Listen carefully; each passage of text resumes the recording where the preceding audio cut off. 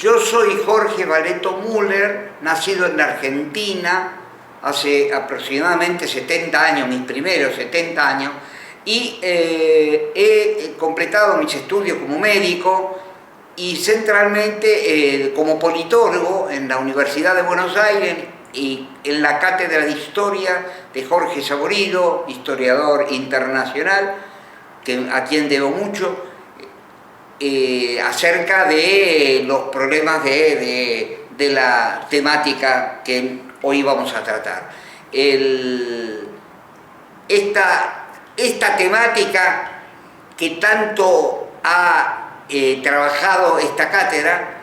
incluye al gran historiador, y en homenaje al gran historiador Eric Hobsbawm, inglés, que tanto nos ha escrito, nos ha educado y nos ha enseñado, y tanto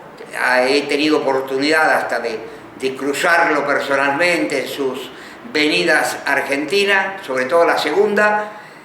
ese grande que quedó para la historia y que es aún fuente de lectura para tratar de entender el presente hoy, sobre todo ese gran libro que es la historia del siglo XX, que es un esfuerzo de Hobsbawm, es un esfuerzo no solo historiador, cuasi periodístico, para que todos, nosotros incluidos, pero las nuevas generaciones centralmente, puedan entender qué ha pasado en el siglo XX y qué nos deja abierto toda la problemática de principios de este siglo, del siglo XXI. En ese marco también abrevo en un gran dirigente republicano, senador argentino, Alfredo Lorenzo Palacios, que ha recorrido todos los espacios de la cultura, rector de la Universidad de La Plata y de Buenos Aires, que aquel que en el año 17, cuando recién empezaba el siglo, se puso a la cabeza de los jóvenes por la educación democrática en la universidad, y que 40 años después tomó las banderas nuevamente cuando arreciaba el intento de la reacción en el año 57 de colocar una educación privada. Él nuevamente, ya con casi 80 y pico de años, se puso a cabezas de los jóvenes, y los jóvenes lo seguían con un cariño enorme, como pocas veces los socialistas ha tenido, a pesar de que hemos tenido muy buenos senadores como Del Valle y Berlucea, que Del Valle y Berlucea en el año 14 y 17 se definió a favor de la Revolución Rusa, sobre todo cuando vino la revolución que ayudó a el gran Lenin. En realidad lo que logró, yo no acuerdo con toda la historia de lo que pasó después, pero lo que logró el gran Lenin es avisarle a Europa que la guerra se podía terminar y antes, y que se podía haber evitado. Y la verdad que en este sentido los bolcheviques jugaron ese rol central. Después viene la discusión sobre qué historia fue esa y a dónde fue, que no la vamos a dar hoy, pero ha sido un momento culminante de la historia del siglo XX.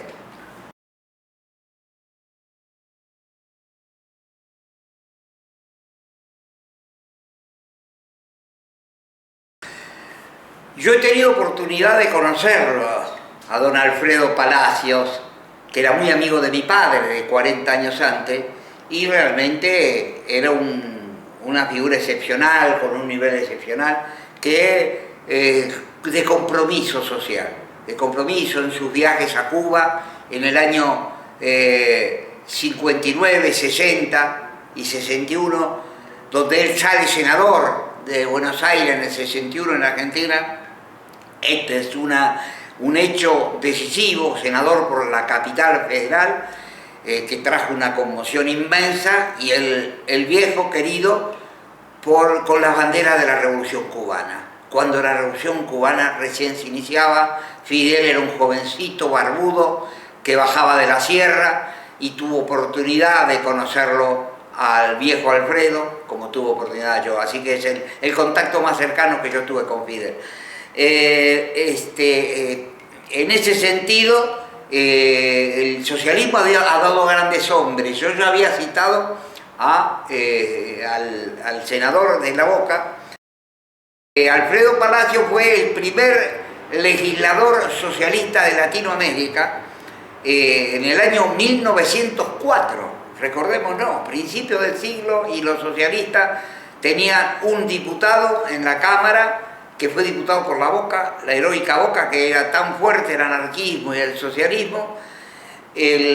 con todos sus inmigrantes. El viejo Alfredo fue dirigente. También la Boca dio a Del Valle Berrucea, pero a fines de los 80 y los 90 hubo dos grandes figuras que tuvo el socialismo. Es Alfredo Bravo, que fue ministro de Educación de Raúl Alfonsín, a inicio de la recuperación de la democracia en el 83,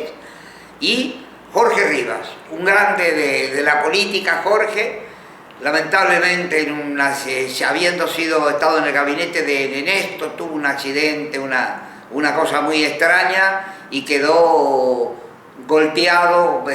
casi parapléjico, que lo obliga a manejar máquinas, aparatos para hablar, y aún así sigue pensando, un hombre mucho más joven que yo, sigue pensando con unas ideas fenomenales,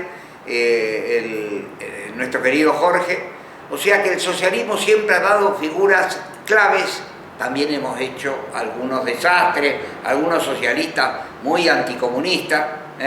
como Américo Ghioldi,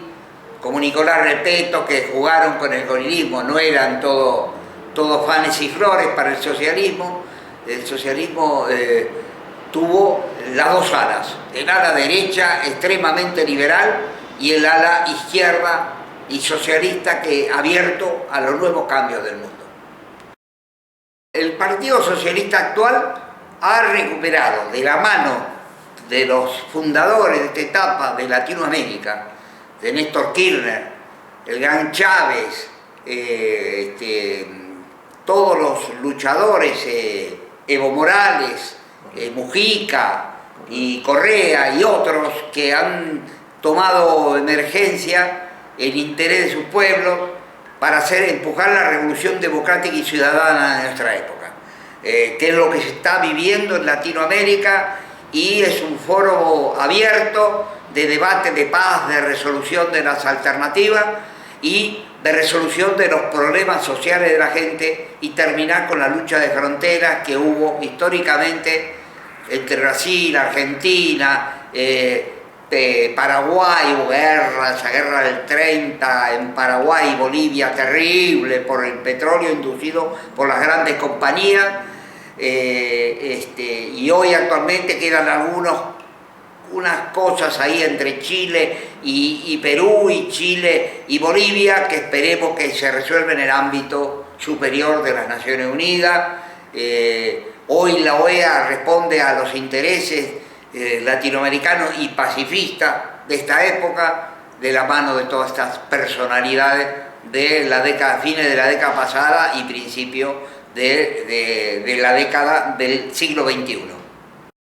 En relación a Alfredo Palacios, para completar la información, la historia de este mérito luchador social y político, es que fue nombrado por el Congreso Latinoamericano de Estudiantes como maestro de América. Él, en su atención como abogado que defendía a los trabajadores, él decía que tenía un cartel que decía: doctor Alfredo Lorenzo Palacio atiende gratis a los pobres. Gran dirigente y muy querido por los trabajadores portuarios, porque fue el que introdujo las 8 horas de trabajo en la década del 30, y que los radicales se negaban a aplicarla, muy corridos a la derecha, casi tanto como hoy, su dirigencia, ¿se entiende? Y que después, en la década del 40, Perón aplicó las 8 horas de trabajo, que eran las leyes que Palacio no había logrado aprobar en la década del 30. O sea que Perón, desde el Estado, introdujo eso, y ese es el reconocimiento de los portuarios y de los trabajadores en general, la ley de la silla, el derecho a sentarse en horarios de trabajo, todo eso que introdujo Alfredo Lorenzo Palacios en las cámaras, que fueron votadas, y bueno, finalmente hoy son leyes que hace 50 años que están en pleno funcionamiento. En ese sentido, la República democrática y ciudadana que tanto impulsaban los socialistas en el siglo, a principios del siglo pasado, en realidad hoy está puesta al tapete por todas estas personalidades y nuestra querida Cristina Fernández de Kirchner, esposa de nuestro querido Kirchner, en un debate reivindicó a Evita y reivindicó a Alfredo Palacio como los dos grandes figuras de esta época. Yo agregaría a ellos a Raúl Alfonsín, que ha sido un modelo de radicalismo democrático con la apertura de la democracia en 1983, y Alfonsín amplió la democracia a niveles extremos, por eso la oposición permanente del pacto sindical militar contra él, que no lo dejó gobernar, y los intentos de los ricos y todos los golpistas, y obviamente el sindicalismo perverso de Lorenzo Miguel, que le hacía el juego a la desestabilización a nuestro querido Raúl. Las anécdotas de Alfredo son muchísimas, pero yo recuerdo que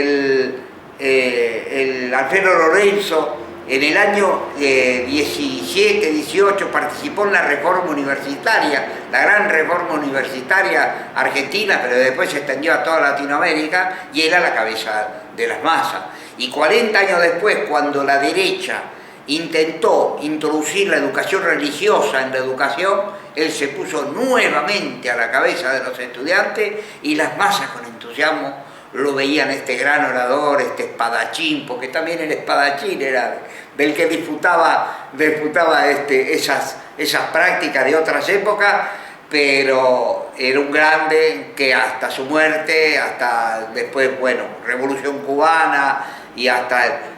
61 la elección de senador, que lo eligió así plebiscitariamente la gente en la capital de Buenos Aires. Recuerdo que yo era un niño y mi padre me decía: mirá, todos estos portuarios que vinieron a verme ahora viven allá por Loma de Zamora, por Lanús, Avellaneda, pero tenía un acto Alfredo Palacio en Plaza Constitución, era el único en plena época de Perón, donde los obreros apoyaban a Perón,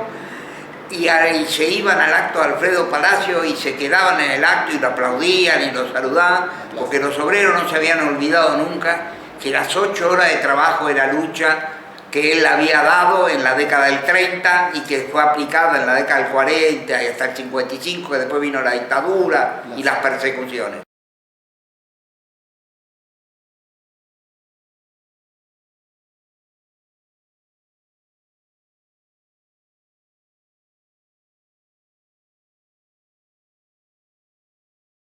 Mi padre, que había nacido en el 9, se hizo socialista de la mano, obviamente, de Alfredo Palacio y del Valle de la Lucía, cuando tenía 10, 12 años, era muy rápido todo ese proceso,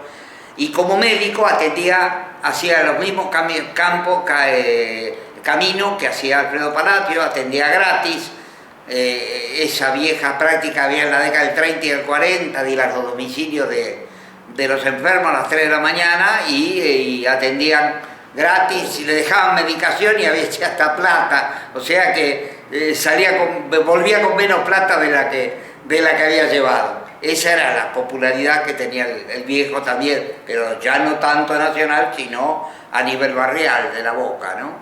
Sí, y que también en aquella época era tan común estos médicos, que había en la Boca otro médico, pero del Partido Comunista, Todesca, que hacía las mismas prácticas, un referente comunista muy fuerte y que hacía las mismas prácticas en la Boca, un prestigio enorme ese nombre en la Boca, o sea que la Boca y San Telmo en mi época habían sido dos nombres muy conocidos. Hoy ya no juegan ese rol porque, bueno, otra es la época. Bueno, a todo esto mi padre, que incursionó en varios lugares aparte de la política, acompañando siempre a los socialistas, él había sido presidente de un club de fútbol que llegó en alguna oportunidad a estar en primera, cuando él estaba dirigiendo, y cuando él fallece le hicieron un enorme monumento que en realidad, lamentablemente, el que lo hizo no lo había conocido en vida, lo hizo en base a fotos, y bueno, su imagen no es ideal, yo que lo conocí, pero agradezco el esfuerzo del dibujante y del proyector para hacer una escultura de esa característica una vez fallecido la persona a quien uno quería homenajear. Porque acá hubo otro médico también que me olvidé de no citarlo, que es Juan de Justo.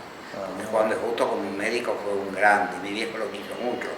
¿Un socialista? Creo haberlo, claro, Juan de Justo murió en el 28. ¿Y lo conoció? Y si mi viejo nació en el 9, tendría 20 años. También este ingeniero lo llevaba todos los domingos, los 3 o 4 o 5 pacientes que él tenía, él se ponía al volante, el ingeniero lo llevaba, él ponía la nafta, todo. Mi viejo nada más que ponía su sapiencia y tenía un cariño por mi viejo, una especie de hermano de mi viejo, el ingeniero Garrido, que no sé si coincidía tanto con él, pero coincidía en su actitud humanitaria. El viejo Baldo Valeto que era mi padre, era un tipo que aplicó a la profesión una especie de socialismo aplicado a la atención del público. Y por ejemplo en la isla Maciel, donde estaba la cancha de San Telmo, está actualmente, él atendía a en el barrio, era un barrio muy pobre, casi diríamos una villa. Hoy por suerte de la mano del intendente actual Ferrarese de Avellaneda se transformó en un barrio obrero, con construcción, con todo, cosa que me parece un avance fenomenal de la época del 2000 y 2000 hasta nuestro día. Él recorría el barrio y penetraba por las estrechas callejuelas del barrio y atendía a la gente y lo saludaba, lo conocía a todo el mundo. Al doctor debe haber sido uno de los pocos médicos, tal vez el primero o el único que entraba con tanta familiaridad a ese barrio. También lo de la noche, la atención a la noche, él se levantaba a las 1:30, 2 de la mañana, se lo llamaba por teléfono y tenía medicamentos en su maletín y le entregaba medicamentos y si necesitaban algún peso también le daba algún peso. Resultado final, volvía a casa sin un peso, pero feliz de haber cumplido su función social y humanística, profundamente humanística que tenía.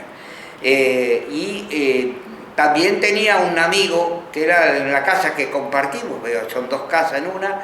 que le vendió, que es una forma de decirle, casi le regaló la casa que actualmente estamos grabando y que realmente le tenía un cariño unos pocos años antes de morirse. Él sentía que empezaba a enfermarse y morirse, este ingeniero amigo, y le hizo un plan de pago de la vivienda que mi viejo pagó de otra manera, una casa impagable porque era demasiado cara para las entradas que tenía mi viejo, ¿no? Que finalmente tenía el sueldo en el hospital y algunos pacientes, y que los últimos años de su vida no terminó sedentario como en algún momento pudo haberlo sido, y todo porque fue decisión personal de él vivir de esa manera y no de otra manera, ¿no?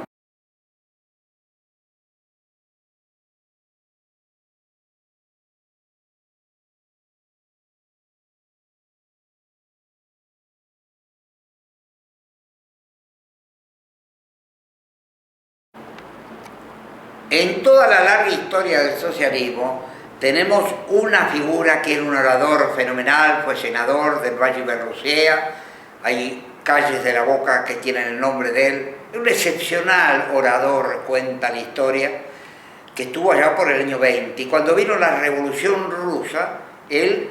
se adhirió, fue el ala que adhirió del Partido Socialista abiertamente a la revolución, no solo al hecho de Lenin, sino adhirió a la revolución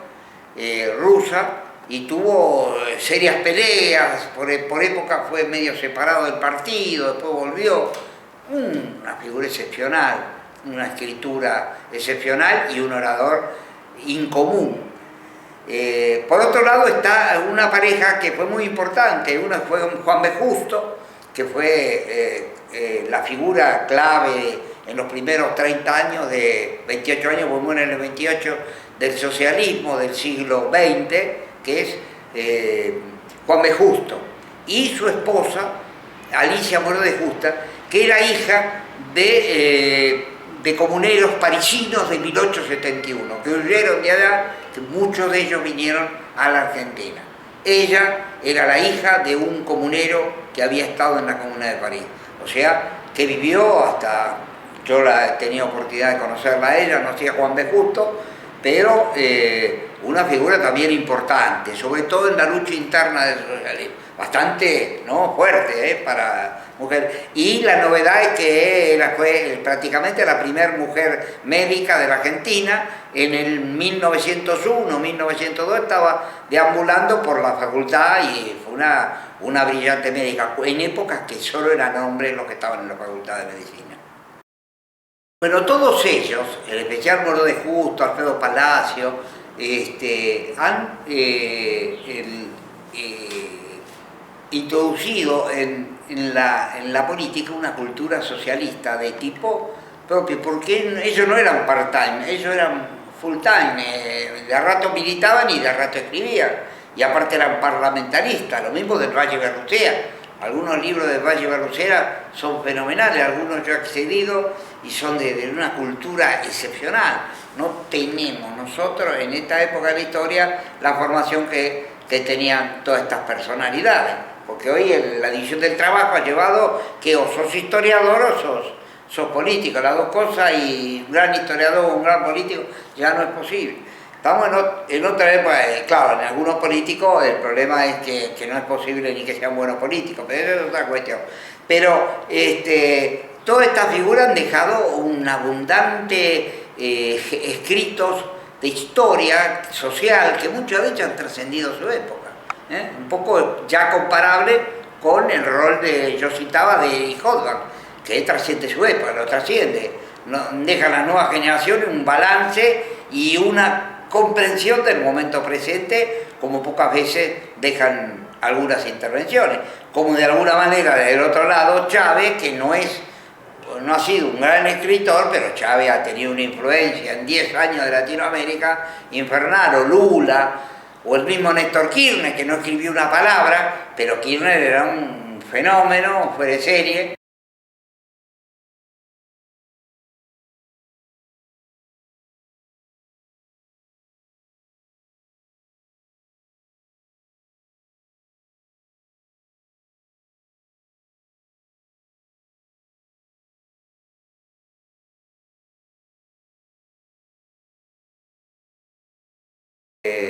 Tenemos figuras como Chávez, que sin llegar a incursionar en la cultura, como lo habían hecho algunos de estos socialistas, pero han hecho acciones muy importantes, algunos escritos, pero lo de Chávez ha sido fundamental en el cierre de la historia, cuando en el 2005 Mar del Plata dijeron no a la ALCA, y toda Latinoamérica, una sociedad de mil y pico de habitantes, de millón y pico de habitantes, de 1.500, 1.200 millones de habitantes, se dio vuelta en bloque y lo dejaron al Bush fuera de carrera, fuera de la historia. En eso Chávez pasa a la historia, porque funda en un discurso, en una práctica, una alianza que no había existido en Latinoamérica en toda su historia.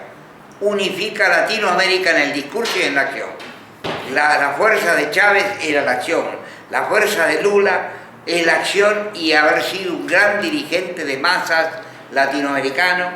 que arrastraba a los trabajadores brasileños, pero a su vez Lula caminaba el continente como si fuera el patio trasero de su casa y recorría el mundo, y donde iba Lula tenía presencia en todos lados. Se transformaron en actores latinoamericanos e internacionales. Instalaron a Latinoamérica en una nueva etapa de la historia, que es lo que la derecha acá está tratando de revertir, que es todo esto, ¿no? De latinoamericanos que se independizan y llaman a sus pueblos a la independencia. Y lo han logrado retomando no solo ALAC, retomando la OEA, retomando la solidaridad, la bilateralidad entre los países, que se acaben las guerras entre los países de Latinoamérica, que era el negocio que tenían los grandes capitales, alentar peleas entre Paraguay y Bolivia para que se mataran y las grandes compañías se quedaban con el petróleo y pagaban el costo los trabajadores y el pueblo boliviano y paraguayo. digo, y la miseria. Nos imponían la miseria como condición para que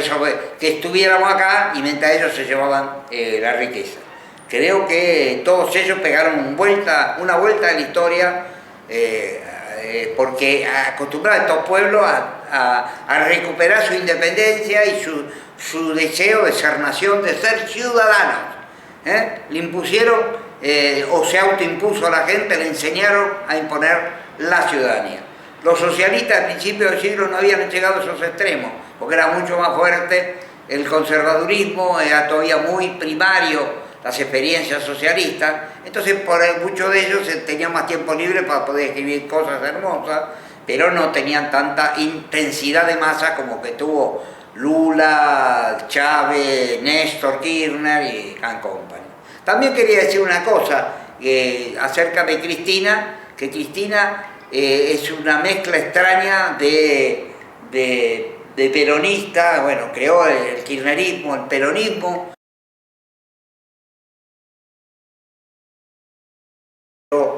Cristina reivindicó permanentemente a Evita, pero también permanentemente a Alfredo Lorenzo Parada y al gran Raúl Alfonsín, que fueron parte de sus amores, sus cariños y sus recuerdos en todas las épocas. En vida, Raúl Alfonsín fue homenajeado con su propio monumento en la Galería de los Presidentes, en vida, y Raúl Alfonsín tenía una posición que no es la del radicalismo hoy, apoyando a Macri. Bueno, el gran Raúl Alfonsín, que había recorrido Europa y tomaba el planteo de la Europa más moderna, de la Europa de los pueblos que se unen para tratar de resolver los problemas, y bueno, la Unión Europea y todo eso forma parte de esto. Raúl, cuando vino con toda esa idea. Después, sobre todo de Malvinas, 1982, los militares tuvieron la aventura de meterse en Malvinas, y como proclamó este gran historiador que está presente en mi discurso, que es el don Erich Hoffmann, que dijo: no es verdad que la Argentina perdió la guerra, la Argentina la ganó porque se sacó de encima una dictadura militar. El gran triunfador de la guerra de Malvinas fue Argentina, dicho por Erich Hoffmann, cosa que es verdad, ¿no? Gracias a eso juntamos fuerzas para sacarnos de encima a los militares, y Argentina pudo entrar en la etapa democrática.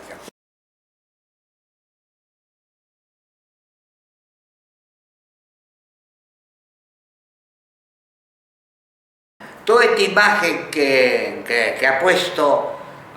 en escena el inolvidable Chávez, hace que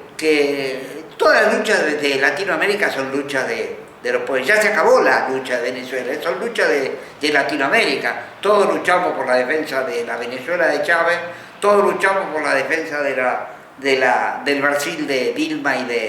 de Lula, todos luchamos como luchábamos en otra época el gran Salvador Allende, que fue el iniciador en Chile en el 73, que termina en medio de un horrible golpe militar pinochetista. Yo tuve oportunidad de conocerlo a Salvador Allende, un grande, un fuera de serie, médico, dirigente, un orador infernal,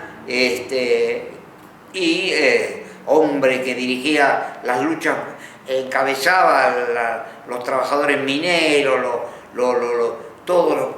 los campesinos, y empezó una revolución fenomenal en los 70, y bueno, terminó sangrientamente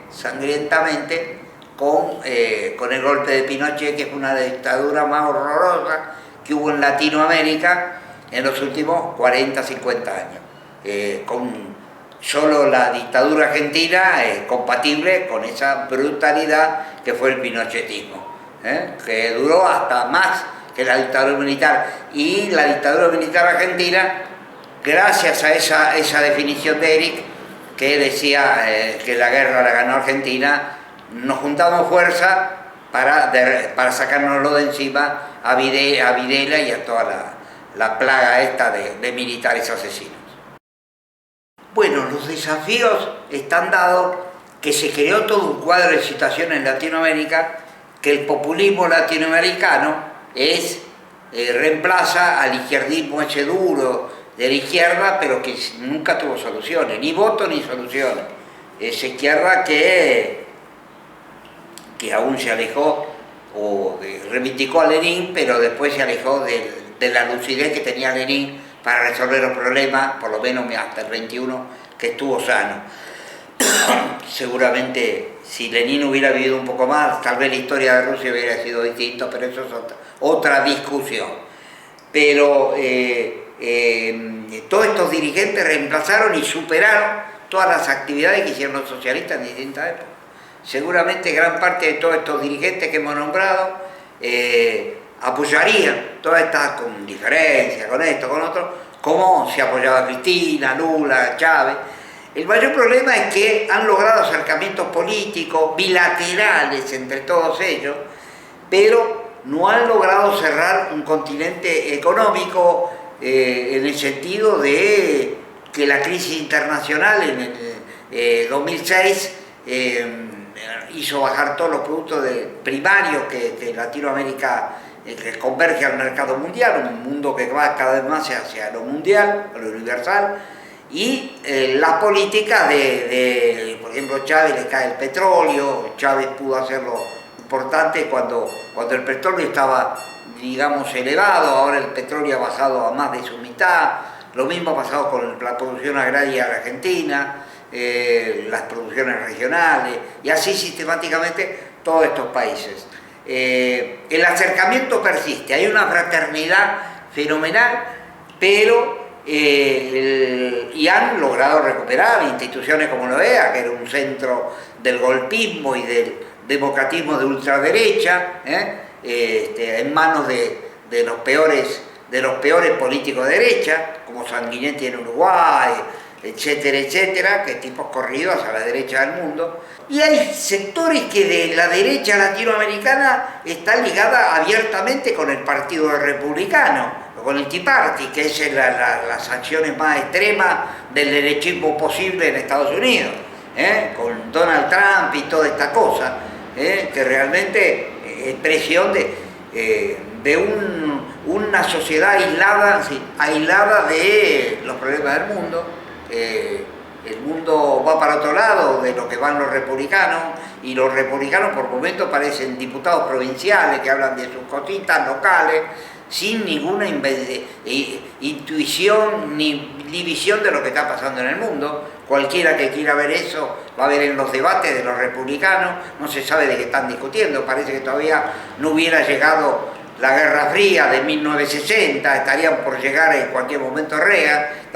están en la etapa anterior repitiendo frases que ya están demostradas que no dieron resultado. Y entonces, este es un partido que está fuera del mundo, pero es que todo un sector de Estados Unidos está fuera del mundo, porque acompaña todas estas posiciones y con mayorías en cámaras y en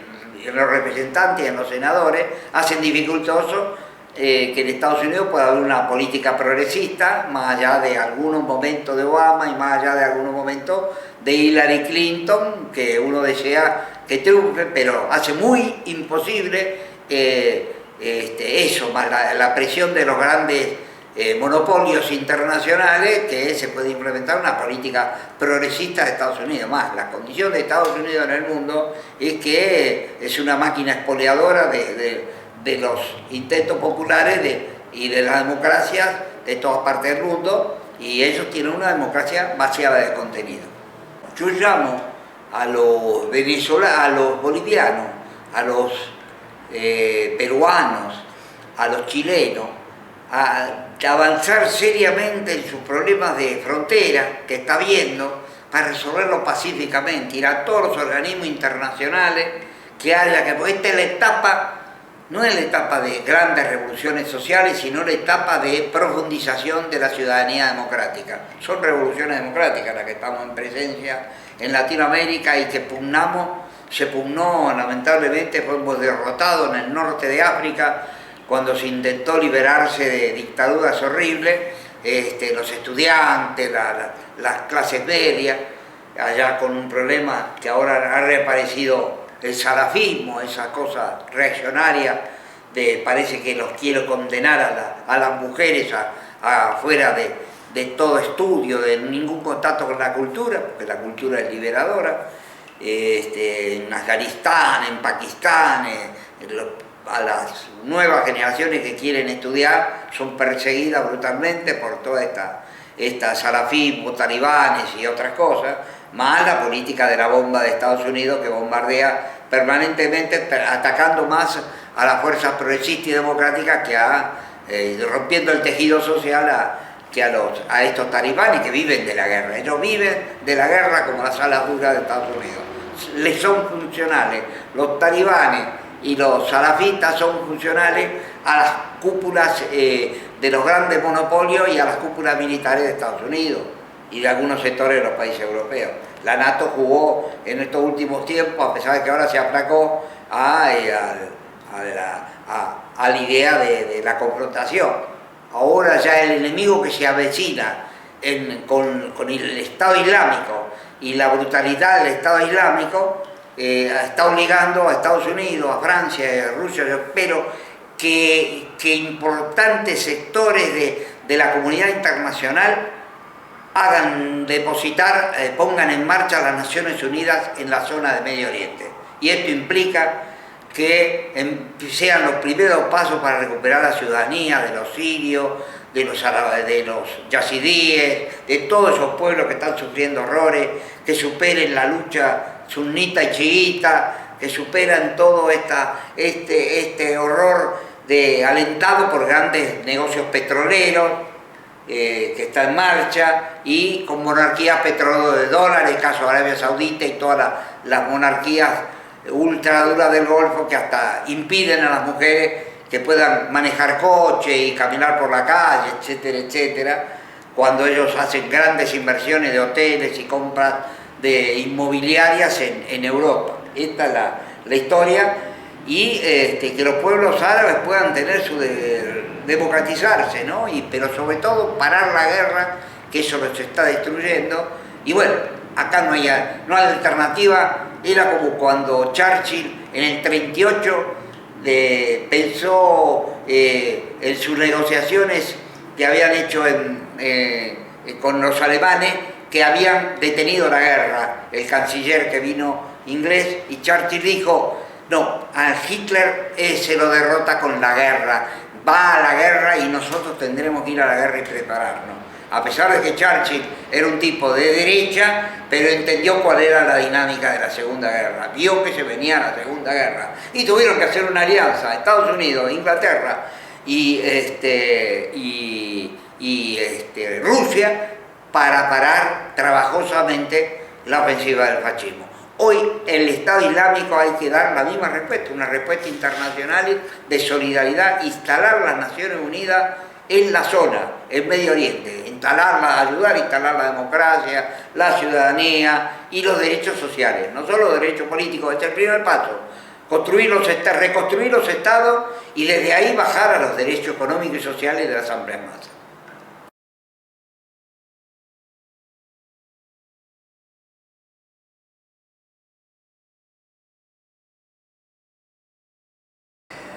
Yo creo que estamos en una situación de equilibrio a lo que era. Hemos perdido a figuras como Chávez, Néstor, a pesar que está Cristina y está Lula, pero hemos perdido algunas figuras, alfiles decisivos de Latinoamérica, y hemos perdido impulso, como yo hablaba antes. Ahí hemos perdido el impulso de Latinoamérica porque la crisis internacional, pugnamos con la crisis internacional para que la crisis, contra los grandes capitales que quieren que la crisis lo paguen los pueblos, y nosotros decimos no, que la crisis no la paguen los pueblos, ni tampoco el medio ambiente, como quieren ellos, destruir árboles. Una tonelada de papel son más de 50 árboles que se destruyen en todos lados, y la derecha maneja el papel como si fuera, lo tira por el aire, papelitos de colores, permanente carnaval. Entonces, nosotros tenemos que cuidar dos cosas en esta etapa: el medio ambiente y los trabajadores, el derecho del salario de los trabajadores y el derecho del ambiente, de los árboles, de los animales. Por eso, entre otras cosas, tengo a este bichito acá, este cuatro patas, como expresión del cariño que les tengo al derecho en la selva y los bosques donde habitan luego vamos a terminar con estos zoológicos que, como el de Buenos Aires, sufren horrores los osos polares, los leones, los elefantes, porque no le dan ganancia a los capitalistas. Acá hasta Sopowich, que era un conocido empresario que hacía ganancia hasta con el zoológico, y los animales tienen que estar en la selva, volver a la selva, volver a respetar los espacios de los animales como el espacio de la gente. El hombre se tiene que enterar de todo eso a través de la televisión, de canales como Encuentro, que nos muestran los ingleses cómo se hace, la BBC, los periodistas que van allá viven meses estudiando estos fenómenos de las antiguas tribus. Hay que rescatar las antiguas tribus, el libre derecho de las tierras, de los pueblos más empobrecidos. Y yo creo que en realidad queda el espíritu de solidaridad en Latinoamérica, pero hay una nueva situación en el mundo. Y esta es la pelea que habrá que dar, liquidando todas las ofensivas de antipueblo, antipopular y antidemocrático. Yo creo que la República Democrática en esta etapa de la historia es central, es decisiva, y la Constitución del ciudadano es clave. El derecho a la mujer, el derecho a los gays, todos los derechos tienen que ser conquistados por la población, todos, sin excepción, sin fanatismo religioso, sin iglesias. Ahora que el Papa está jugando de este lado, no es el Papa, no es Juan XXIII ni Ratzinger, que no sabía qué hacer. Tal vez lo mejor que hizo Ratzinger fue irse 5 años nada más. Eso es un gran aporte a la iglesia, cuando Juan XXIII tuvo casi 24 años y quería seguir con los tubos de suero, quería seguir gobernando la iglesia. Juan XXIII, que le dio paso a los pedófilos en el mundo, que crecieron como obispos, eran todos obispos y arzobispos los pedófilos de la iglesia. Pero este Papa Francisco, porque tengo un enorme respeto, a pesar de que no soy católico, un enorme respeto, un enorme cariño, porque realmente fue una sorpresa para la humanidad, y espero que no exponga tanto. A veces tengo miedo, ¿no?, de lo que no intenten contra Francisco hacer un poco lo que hicieron con los viajeros estos que fueron a Egipto, 224 muertos, que ahora se comprobó que le habían metido en una valija una bomba. No fue un misil, como dijeron los de Estado Islámico, como hacen siempre, espectacularizan toda su acción, pero la bomba existió y Putin lo reconoció.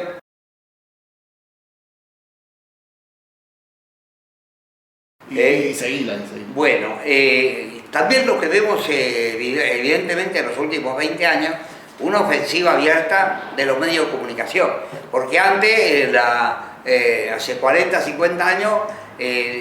la política de los países centrales era ganar direcciones en los ejércitos, la educación de los militares en Panamá, y hoy en realidad se manejan no tanto con los golpes militares, aunque cuando pueden lo meten, como en Honduras o Paraguay,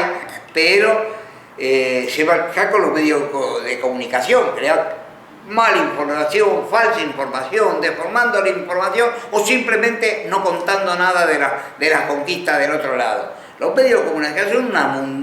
dictadura mundial de la comunicación. Ellos deciden qué es lo que hay que publicar y lo que no. Lo que no va al tacho de basura, y lo que le interesa, lo urbi orbi. Acá lo hemos vivido con Lanata en estas últimas elecciones. Jorge Lanata es puntero de Clarín, que realmente manejó los medios a uso desde la central como hace Oppenheimer de Miami, y el Fox News de Rupert Murdoch, que se meten en los servicios privados de los tipos que han tenido familiares fallecidos. La impunidad que tienen todos estos tipos hackean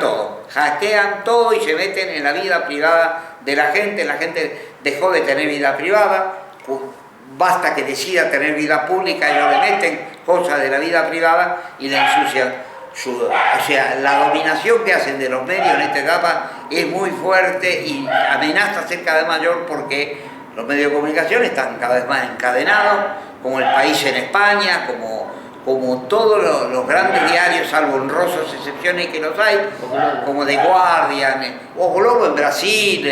la cuestión de San Pablo, el diario de San Pablo, la Folla de San Pablo, todo eso es un diario de los principales diarios de cada país manejan el papel y manejan la información que le llena la cabeza a la gente y transforma el rumor trascendido en noticias que le llenan la cabeza a la gente y la terminan confundiendo, la desarticulan y pasa lo que está pasando en estas elecciones, que mientras que un sector de la sociedad nos informamos, luchamos, discutimos, participamos, otro sector está desangelado y está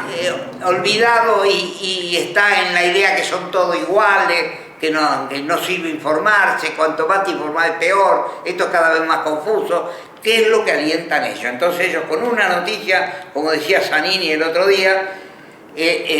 una tapa de diario hoy elimina lo que pasó en los últimos 30 días. Con tapa de diario ellos intentan manejar la cabeza de las poblaciones acá, en Europa y en Estados Unidos. En relación a eso, una alternativa fue lo que el Parlamento argentino, en época de Néstor y de Cristina, impulsaron con la ley de medios de comunicación, que se constituyó la Comisión El AFCA, que encabeza Sabatella y otros legisladores, que en realidad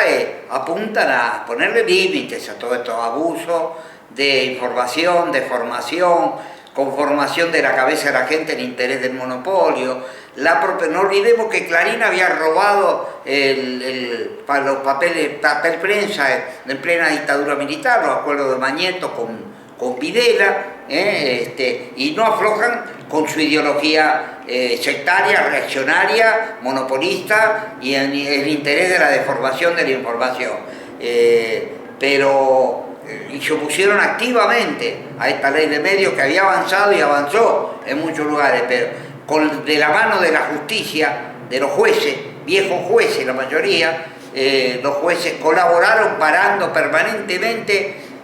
todas las iniciativas, con lo cual la ley funcionó en un 30-40%, pero no en un 85 o 90%, pero que era una ley señera, que hacía punta, que en Brasil no pudieron, en pleno Lula, tener diarios propios, acá hubo diarios propios. Sería de buen sentido la idea de que todos los ciudadanos que escuchen este video, que buscaran por internet la ley de medios en Argentina, porque esto ayudaría a ver cómo empezamos a revertir esta especie de deformación mundial de la información que tienen los principales medios del mundo y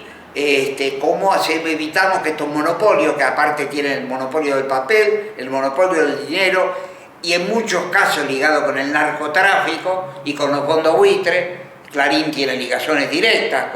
con los fondos buitres, se habla de que el 30% de las acciones de Clarín son de los fondos buitres, entonces que estamos hablando de los fondos más parasitarios del mercado mundial. Este es el cuadro. En relación a los medios, quiero separar los directores de los medios de los periodistas. El periodista, aún en los diarios conservadores y monopólicos, de alto vuelo. Hay periodistas de alto vuelo y hay que reconocerlo, que no son lobistas, no los más cercanos al poder, pero hay muchos diarios que mantienen cierto nivel de información. Y la otra alternativa es que en la medida que uno tenga entrenamiento en leer, puede leer salteando los títulos y sacando masas de información muy útil que nos agregan sobre todo los periodistas europeos, de distintos países de Europa, de Alemania, de Bélgica, de Francia, y yo hacia ellos un enorme agradecimiento porque nos pone al día de montones de cosas que ellos llevaría a leer, manejar una biblioteca de cosas que es imposible y ellos lo bajan día a día. Y esto es un arte del periodismo y un arte del ciudadano poderlos entender, así que a muchos de ellos, a pesar del lobby monopólico, yo saludo a esos periodistas.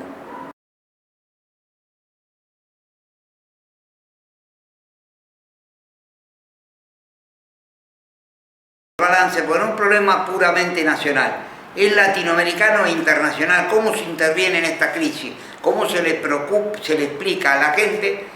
que estamos en una crisis internacional, hay una crisis mundial del capitalismo? Y no es fácil explicarle a la gente que ha venido comprando coches, que ha tenido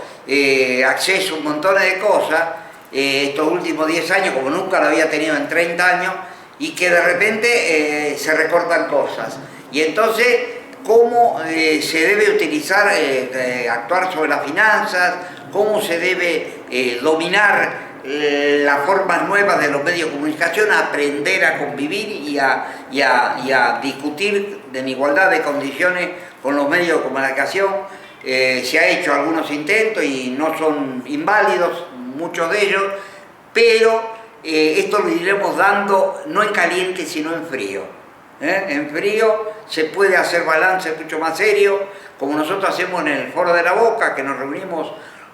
permanentemente 1 o 2 veces por mes, y en Carta Abierta, que nosotros participamos, intervenimos también, y bueno, esto es parte de un debate que habrá que dar para ir interviniendo ciudadanamente, como ciudadanos de a pie, de la calle,